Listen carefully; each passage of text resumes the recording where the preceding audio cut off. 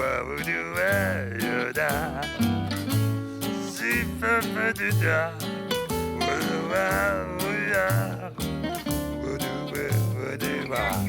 kita masih di nongkrong di warung kopi barengan sama Dias Danar dan juga TJ. Tadi kita udah ngobrol sama para juri untuk webtoon. Sekarang kita akan ngobrol lagi sama juri-juri dari untuk novel ya. Nih ada 4 juri yang akan kita perkenalkan. Jadi jangan lupa ini pengumumannya sama ya di Januari 2022 ya, Jay? Iya, di 2022 ya. Kalau masih ada kan gua? Iya, elunya kalau masih ada. Iya.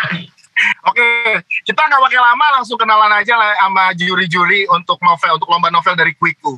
Yang pertama pengen ngobrol atau pengen langsung menyapa ada Sana. Kita sering kenal dengan Rintik Seduh. Apa kabar?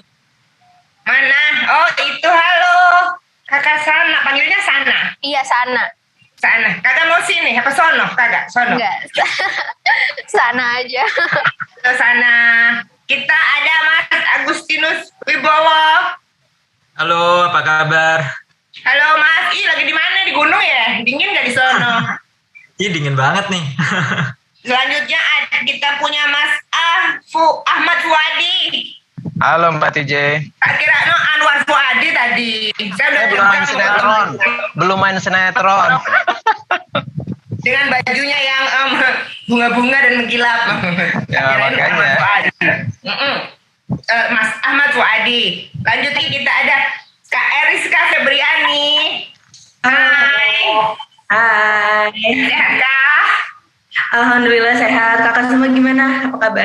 Amin, sehat semuanya di sini di rumah aku. Sana ini orangnya aktif, selain aktif menulis buku, aktif juga bikin podcast di Spotify. Dan kadang-kadang udah diterbitin ada Jis NN number 1 dari tahun 2017 ya, terus number 2 ya, terus buku rahasia Jis 2018. Oh, panjang, banyak banget sampai ntar habis waktunya gue bacain ini doang. Wow, sampai 2021 masih ada terus dengan buku Minta Disayang. Gimana rasanya setelah lihat teaser film Kata? Lalu sekarang katanya lagi nulis novel baru ya, katanya gitu. Terus kalau lagi nulis novel baru tuh inspirasinya dari mana biasanya? Teaser Kata super suka, kaget. Pokoknya it's all good.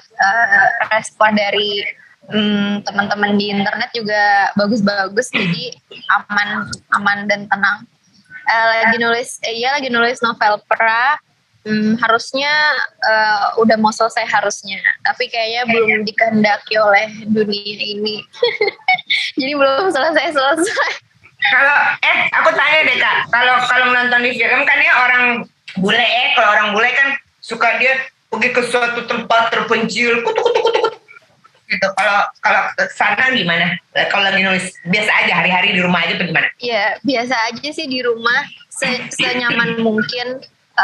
Pakai baju piyama yang adem itu aku nulisnya gitu, jadi harus senyaman mungkin.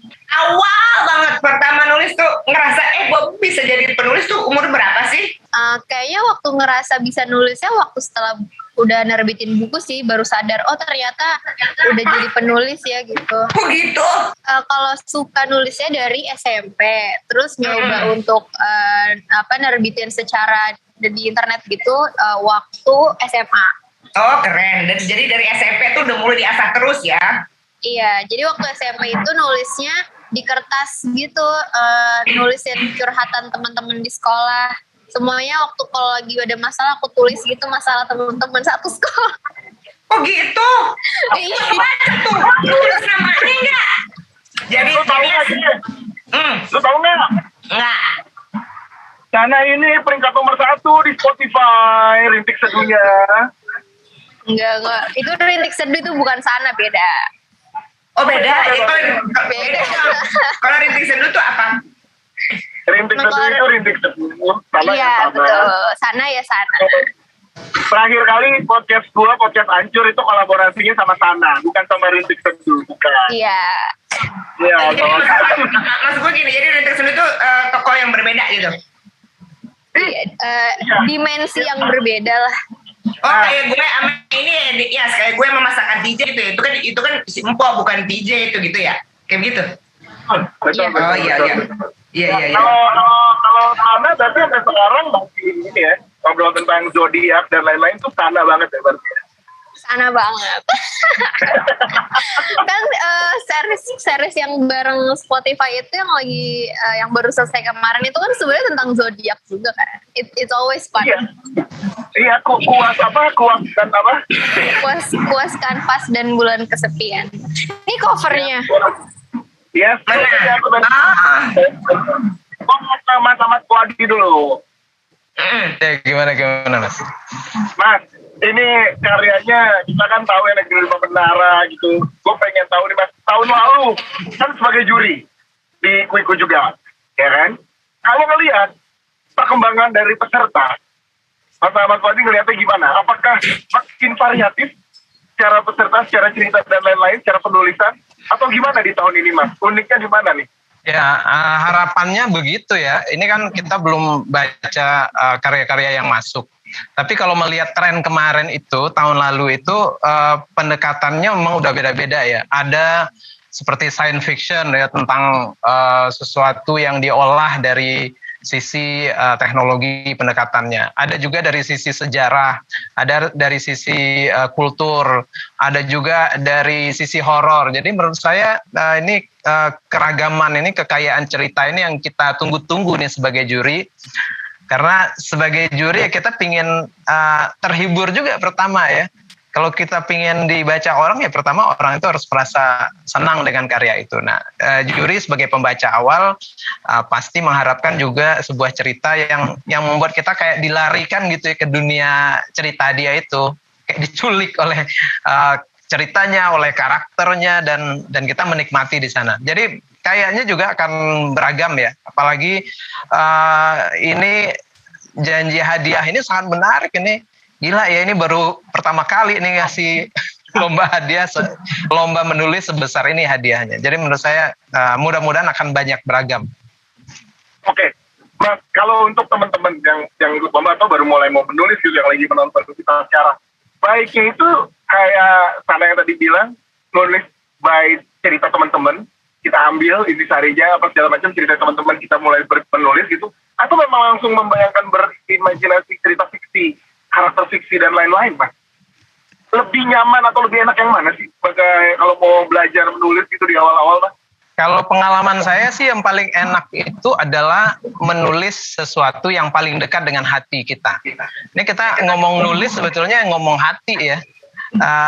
Kalau nulis itu dari hati itu nyampe ke hati yang baca. Ya, artinya waktu kita nulis itu nggak cuma mikir gitu ya. Kalau mikir aja ya dia jadi sebuah karya ilmiah nanti ya. Kita di sana merasakan. Nah itulah menurut saya yang menulis dari hati. Pokoknya bayangin ya kalau masanya kayak masa saya dulu tuh ya, nulis dari hati itu contohnya nulis surat cinta gitu ya. Itu dari hati itu. Jadi yang nulisnya deg-degan, yang bacanya lebih deg-degan gitu, antara nerima apa enggak. Nah kalau udah sampai di level seperti itu bagus, itu kita bisa dengan sepenuh hati ngeluarin yang membaca, orang akan terbawa oleh tulisan itu.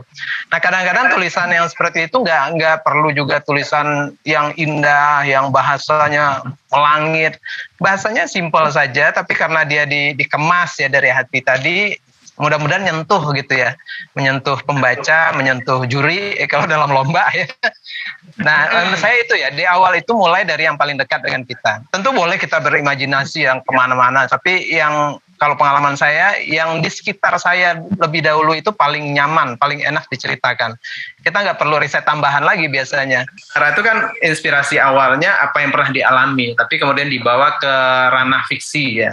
Nah itu contohnya. Tapi setelah itu bisa dikembangkan kemana-mana. Ini kalau pengen nanya, saya nanya gimana rasanya pertama kali aku pengen tahu juga ya, sebagai penulis novel dan lain-lain gitu. Pengen tahunya adalah gini, saat karya kita diapresiasi gitu ya, dibaca banyak orang, terus kemudian dapat kesempatan untuk dijadikan ke platform lain gitu, itu ada di pemikiran awal saat nulis sebagai kita penulis novel, apa emang pertama tuh memang kita ya udah untuk novel dulu aja, ke adaptasi ke platform lain gimana nanti, atau memang kita sebagai penulis sekarang udah harus memikirkan gimana di novel, gimana di audiovisual, gimana di audio, gimana nih Mas? Oke, mungkin aku pertama kali nulis itu sama sekali nggak kepikiran bahwa untuk terbit aja aku sama sekali nggak terpikir gitu, apalagi mau dialihwahanakan menjadi film, karena memang murni aku juga cara aku mengabadikan kenangan-kenangan gitu. Jadi sebagian besar cerita aku tuh memang terinspirasi dari kisah-kisah nyata yang ada di sekitar. Kayak misalnya novel aku yang di Dirnatan itu aku tulis karena aku kangen sama situasi SMA, aku kangen sama teman-teman aku, dan kebetulan aku tuh libur panjang banget. Jadi dengan cara menulis aku bisa mengabadikan mereka supaya nanti ketika aku udah kuliah atau bahkan aku udah dewasa, aku udah kerja, ketika aku baca lagi, aku bisa larut, aku bisa ikut ngerasain gimana feeling waktu SMA. Jadi memang niat awalnya hanya untuk itu, sama sekali nggak terpikir untuk terbit atau bahkan menjadi film. Karena kalau dari awal sudah berekspektasi tinggi duluan, ketika nggak kesampaian, jadinya malah nggak semangat untuk nulisnya. Bener ya, tadi apa yang menyambung kata-katanya Mas Ahmad Fuadi juga ya, saat kita nulisnya jujur, setelah itu dialihkan misalkan diadaptasi ke platform lain jadi lebih mudah karena itu emang berangkatnya jujur gitu ya. Berarti kalau banyak kan karakter-karakternya tuh based on teman-teman gitu ya, atau emang full fiksi kalau dari nulis novel biasanya kalau Rizka? Kalau aku memang terinspirasi dari teman-teman, karena aku tuh menulis biasanya dari keresahan aku, terus misalnya ada isu sosial yang memang aku pengen tulis nih gini, karena ini mengganggu aku, kayak misalnya tentang mental health atau tentang pelecehan seksual. Nah kebetulan memang di kampus aku ada kejadian seperti itu. Nah akhirnya aku jadiin sebagai inspirasi aku menulis, supaya merisetnya juga mudah karena sumbernya ada di dekat aku. Dan ketika menulis dari sesuatu yang emang dekat dengan lingkungan, itu jadi lebih enak aja ngedeskripsiinnya, masa risetnya jadi lebih pendek dan lebih nge-feel aja sih jadinya. Ya. Wah, ini bagus banget nih. Jadi jangan pernah kita berekspektasi terlalu tinggi, daripada udah ekspektasi tinggi-tinggi, nanti malah nggak sesuai ekspektasi, malah kitanya jadi nggak semangat. Jangan susah-susah ya pertanyaannya. Ntar aku nyontek siapa ini? Enggak, aku baru tahu ternyata Mas Agus itu juga, selain juga fotografer dan juga penerjemah ya? Iya, penerjemah juga. Penerjemah dari bahasa apa? Mandarin ke Indonesia banyak kan? Oh, Mandarin, keren banget. Hausiang doang gue taunya. Hausiang. Kalau Mas Agus ini juga ternyata seorang jurnalis ya, yang jadi banyak beneran tinggal sekedar meliput atau memang pernah tinggal di perbatasan gitu? Ya, aku dulu tinggal di Afghanistan 3 tahun gitu ya, jadi yang benar-benar kerja jadi jurnalis dan memang keliling. Lu tinggal di Afghanistan, lu translate-nya Mandarin sih? Ya sekolahnya di Cina dulu, tapi kerjanya di Afghanistan. Oh gitu. Di Afghanistan memang kerja sebagai jurnalis gitu? Ya di Afghanistan dulu keliling dulu kan ya namanya anak muda ya, iseng gitu keliling kemana-mana naik truk, jadi ke berbagai tempat di desa-desa gitu. Nah dari situ tuh kan jadi sumber inspirasi buat nulis, juga buat fotografi. Nah terus juga dapat kerjaan juga di Afghanistan jadi jurnalis, jadi total 3 tahun kerja di sono. Nah di situ barulah awalnya karir menulisnya mulai dari sono. Jadi yang tulisan-tulisan Mas Agus nih fiksi berdasarkan apa-apa yang di sana di zaman-zaman dulu kerja di perbatasan gitu. Non fiksi, aku nulisnya non fiksi. Jadi aku non fiksi justru. Genrenya non fiksi kreatif, yaitu gimana sih non fiksi kan biasa kesannya orangnya non fiksi itu kan berat. Iya.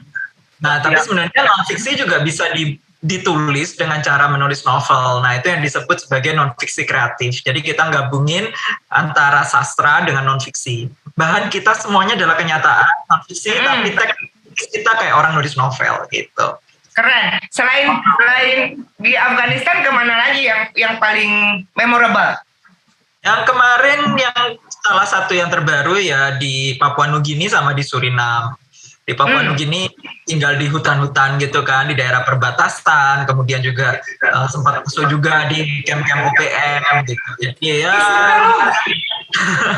lumayan bahaya juga, cuman banyak banget cerita yang didapat di sana. Mas. Kayaknya sukanya nyari yang begitu-begitu kali ya. Oke. Yang apakah nyawamu pernah terancam? Wow, ya itu udah sering sih. Masa? Ya kalau namanya kerja di medan perang ya pasti ada risiko ya. Dulu kan kalau di Afghanistan aku kan kerjanya foto jurnalis. Jadi kalau ada bom ya termasuk yang harus paling pertama lah tiba di lokasi untuk foto kan. Nah itu kan biasanya ya setelah bom meledak biasanya ada bom kedua, jadi itu bahaya juga. Terus kalau di Kabul waktu itu tuh kayak 2 hari sekali ada bom. Jadi bom itu udah kayak biasa gitu, udah kayak alarm gitu ya. Oh ada bom, ya udah gitu. Iya. Terus kalau 1 minggu gak ada bom, kita malah takut kita. Ih ini ada apa ya 1 minggu gak ada bom gitu. Kita malah ngeri sendiri gitu. Soalnya biasanya kalau 1 minggu gak ada bom, setelah itu bomnya akan lebih gede lagi. Jadi ya bahaya juga. Makasih ya Mas sudah sehat, di sini bisa bergabung sama kita. Lu nggak kena bom, gila gue jadi malu mah mau tiap hari muntah darah mikirin anak gue kena bom gaya gitu ya. Ya itu rambutnya udah putih semua tuh Mak tuh, udah mikirin anaknya. Iya pastilah. Menarik banget ya ngobrol sama para juri yang ada di sini. Tapi emang nanti kita akan mudah-mudahan ada kesempatan dan ada waktu lagi untuk bisa ngobrol lebih dalam sama juri-juri yang ada di sini, sambil kita nunggu peserta-peserta nantinya gimana. Kalau udah dibaca pengen tahu komentar dari juri gimana sih peserta di lomba dari Quick kali ini gitu, dan yang bisa ngedapetin ratusan juta rupiah gitu. Sama kayak yang tadi dong ya, sama kayak yang tadi sebelum kita udahan, boleh 1 kalimat kah, 1 kata kah, pokoknya pesen buat teman-teman yang lagi ikutan biar menang. Dimulai dari sana. Pesannya jangan banyak takut, karena dari kemarin aku sudah dapat banyak DM, banyak yang takut karena juri-jurinya top of the top gitu. Terus dan itu buat aku khawatir, karena jangan ngelihat ke situnya, yang penting nulis aja seberani mungkin. Yang penting apa yang selama ini disimpan tuh akhirnya ada wadah untuk menyalurkan itu, jadi harus berani. Jangan takut dan harus berani. Menulis itu ya menjadi diri sendiri aja, nggak usah mencoba memaksa menjadi orang lain ya. Nah begitu kita menjadi diri sendiri, biasanya bahasanya lebih mengalir, cerita lebih mengalir.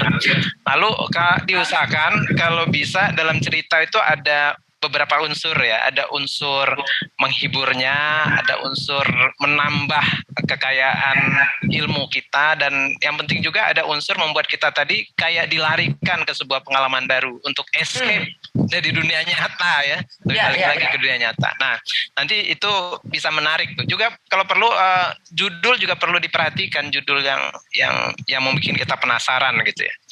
Nah mudah-mudahan dengan menjadi diri sendiri tulisannya akan lebih kuat. Mungkin dari aku yang pertama memorable, jadi ketika baca itu nggak langsung lupa, tapi memang benar-benar nempel di kepala, mulai dari karakter, cerita, dan juga relate. Kadang ada banyak pembaca yang dia pengen baca novel untuk menyuarakan isi hatinya, dia nggak bisa nih nyuarain isi hatinya, tapi ada quotes atau tulisan yang ini gue banget gitu loh. Dan kadang ceritanya kayak gitu tuh bisa lebih nempel di pembacanya gitu. Ya selain tulisan tadi yang Mas Wadi bilang, tulisan itu dari hati, mesti menarik, mesti bikin kita ngerasain di situ. Aku pengen nambahin satu lagi nih yang buat aku rasanya penting juga, yaitu logis ya. Biarpun kita nanti nulisnya fiksi kan dari imajinasi, tetap harus ada logikanya, harus dasarnya logika, dan terus ada risetnya. Jangan bikin kayak nanti malah bingung nih baca tulisannya. Misalnya cerita tentang pendekar yang punya pedang sakti tapi ceritanya tendang-tendangan melulu. Nah pedangnya nggak pernah dipakai. Ini kan juri kan jadi bingung gitu. Jadi bikin kita juga masuk akal juga logikanya. Oke. Kalau gitu terima kasih Mas Ahmad Wadi, terima kasih Mas Agustinus Wibowo, terima kasih Eriska, terima kasih Sana, terima kasih banget Sana. Sehat-sehat semuanya ya, juri-juri, sampai sama-sama, nanti sehat-sehat semua. pengumumannya. Mudah-mudahan dapat ini inspirasi pemenang yang terbaik, best of the best semuanya. Sehat-sehat buat semua juri ya, terima kasih semuanya.